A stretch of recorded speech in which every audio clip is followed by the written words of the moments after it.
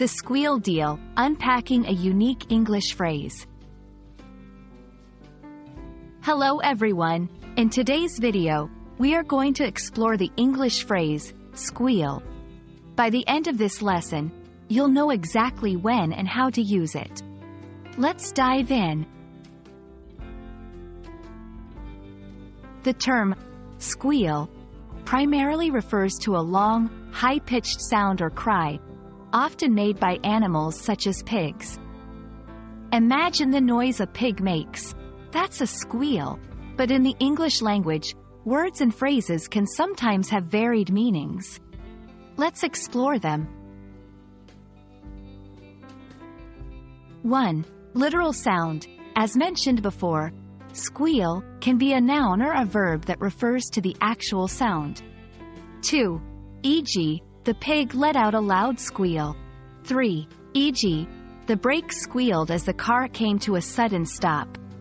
4. Expression of excitement or delight. Sometimes, people, especially children or fans, can squeal out of happiness or excitement. 5. E.g., she squealed with delight when she saw the surprise birthday cake. 6. Inform or snitch. In informal slang, squeal can mean to inform authorities about someone's wrongdoings, similar to rat out or snitch. 7. E.g., he squealed to the teacher about the prank. 1. Context matters. The meaning of squeal often depends on the context. If you hear it in a farm setting, it's likely about the noise. In a crime movie, probably about snitching. 2. Not always negative.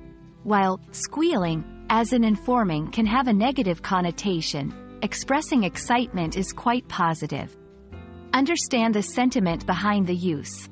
3. Associated words. Words often accompanying squeal can be noise, delight, inform, betray, and high-pitched. Spotting these can help determine the intended meaning. And there you have it. The word squeal might seem simple at first, but it has varied and interesting applications in English.